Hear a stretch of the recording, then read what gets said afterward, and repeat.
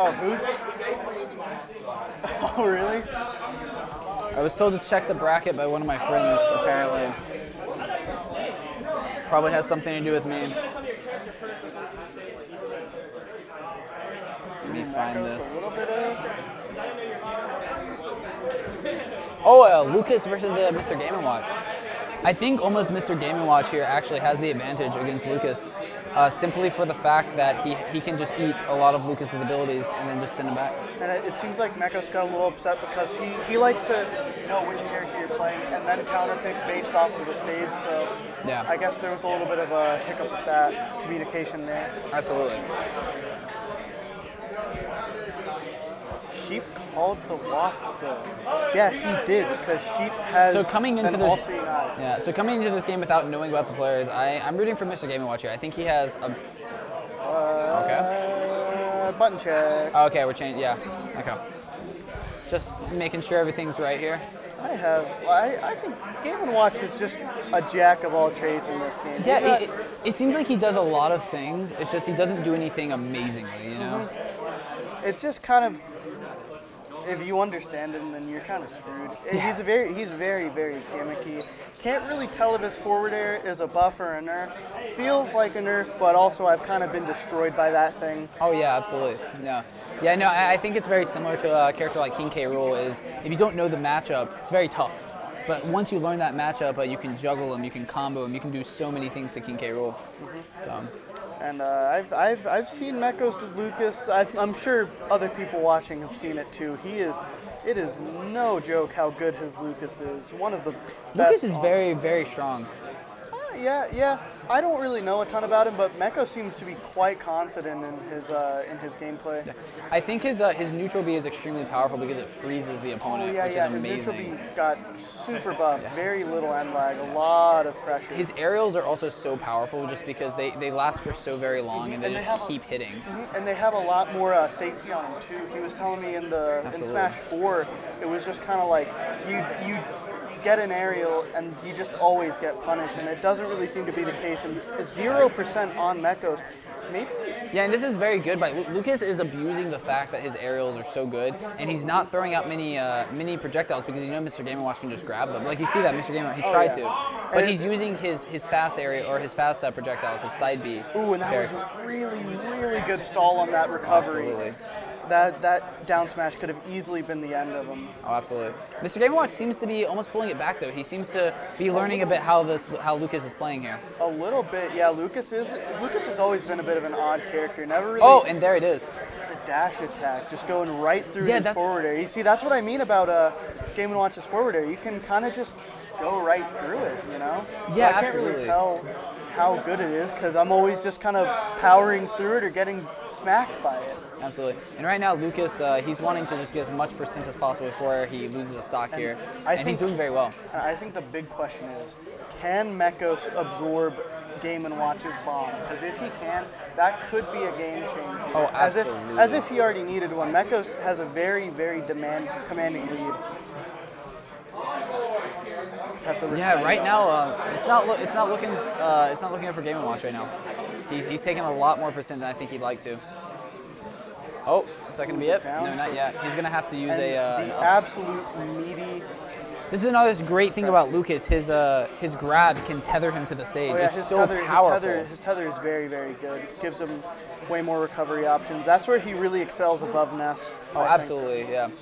But I personally, maybe Ness main bias, but Ness is just quite good in this game. Ness is very powerful as well. I don't know if I want to say which one's better or worse, but right now Lucas is just dominating. He has Game & Watch at 109%, and he's still alive. Look at this. It doesn't even look like this is a matchup that Mekos really knows well. I don't think it's a matchup that anyone really knows well. Yeah. I mean, there aren't really many matchups that you can know in this game, since it's just been out for such little time. And there's a 2-stock lead from Mekos at 171. Just so much damage on him, but he's still living. To get the kill. Game & Watch has such a hard time killing. It seems like it's very Ness very is better. Lucas sucks. Between the venue and the commentary, it's too much. Man, I mean, okay, there we go. Okay, so there it is, finally. So Game & Watch is back in the game at least. No pun intended. but it's rough. He's gonna have to pull out a miracle here. Lucas, look, he's just so much pressure with all of these aerials, these side Vs. It's just powerful. And that's just exactly what you'd expect from a player of Mekos' caliber. He's just completely in his head. And whoa, he went a little too deep there. Spaghetti, but you know. I think it was a smart play to try and punish. Because he knew that Lucas had to do an up B to recover. Yeah, the punish on the up B I think was very solid, just poor execution. Yeah, they could have done a lot for him. The idea was there, the execution was not, unfortunately. And where are they going? Seems like they're talking about the battlefield or.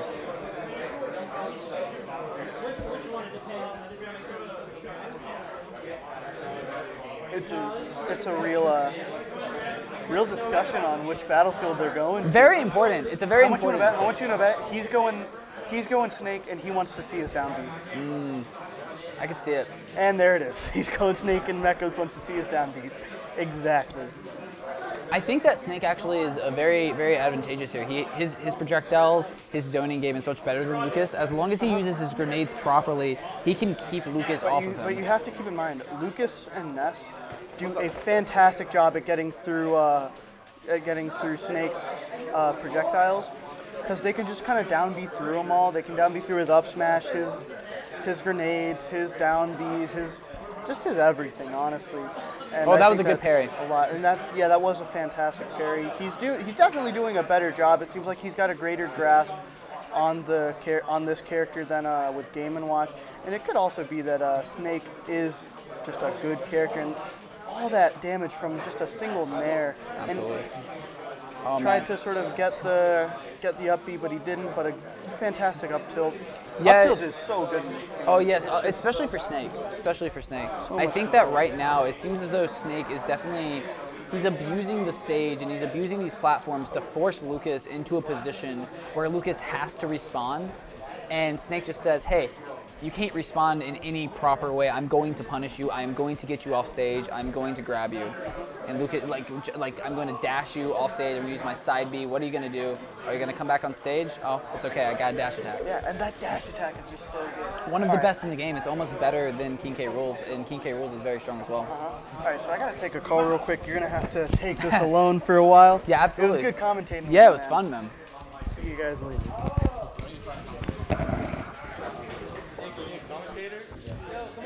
Yeah, get over here. Quick scope. Yeah. You want me to spell it? Oh, I never even said my name. Yeah, Fire King. Yeah. Hello, everyone. Oh, Ness, quick scope. How's it going? Good. Former roommate. Yeah, former roommate. Yeah. So this guy, my commentating compatriot here. We used to be roommates, and now he's commentating with me. Something I've already noticed about this game is I don't think Lucas has done a full hop in a long time. Like unless needed, right? Yeah. But there's a full hop. There's one right there. Right. Commentator's curse. It always happens. Not that too, and he always has an aerial out. I don't see like a lot of obviously smash attacks, but he just always has a hitbox out. That's something that has really been helping him this match with Snake so far.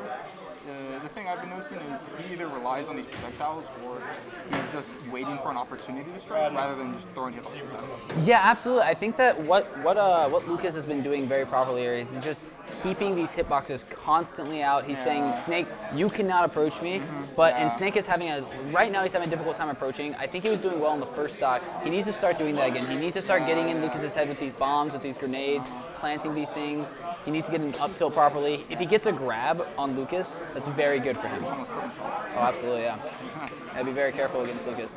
See right there, that grenade there, zoning, keeping space out. Oh, that was a very good roll. Lucas, though, with just these aerials, they're just so powerful. Oh, that up tilt I think would have killed. It was close. There's more hitboxes just coming out. It's constant. Oh! That's good right there. That was such a good edge guard. Is that down smash or down tilt? I believe that was down tilt. No, I think that was down smash actually. I don't play Lucas, so. I feel like I want to start after this. Yeah, no, watching a good Lucas player play, it's like you just have so many options at all times, and your aerials just they force. There it is again. Yeah, they force the opponent to make a decision whether they want to get hit or shield. Yeah. And if they shield, then they even have to pick like, okay, how do I punish after I get out of this shield? Like we saw earlier, Snake had the Skittle shield. Yeah. Oh, makes it back again. Yeah. Very good play on the Lucas by eating the by eating that missile. It was very important. Yeah, the Nikita just went away and he's like going back in. Thank you. Yeah, absolutely. I seriously think I don't really know about this Snake pick because Lucas, as you've seen, is just eating up all the projectiles. Lucas Yeah, takes it's every rough. single projectile by Snake. Grenades, Nikita, anything really. The It's absolutely bazooka up rough. smash. I think that Snake might need to start using more dash attacks. Actually, it seems like Lucas is just not shielding when he sees Snake come in. He goes for an attack, but I think Snake, if he does it properly, he can actually get a dash attack in to hit like that. Exactly. Yeah. Lucas does a lot of That baseball bat almost hit there. what's the thing where you stand in place and spot dodge? Oh yeah, So spot Lucas is dodging. doing a lot of spot dodges, but not a lot of shielding. Exactly. The hitbox on the dash attack is just so long. Absolutely. Oh, and that was a very Trying to style important on dodge. him. Yeah, absolutely. He should have gone for a forward air there, I think. Oh, but the air dodge. Bad air dodge. That was good. Yeah. By Lucas. Hey, that. Hey, look at us. Shout out to Video Game World for hosting the event. We really like everyone here. Yeah, absolutely, absolutely. You know, it's been a great tournament so far. I've been having a lot of fun. I've been in it. Decided to start commentating a little bit. We're still in. Oh, that's right. We're both still in. Yeah. So everyone at home, just let you know, you're listening to experienced players absolutely, with yeah. skill. I mean, we're not winners, obviously. I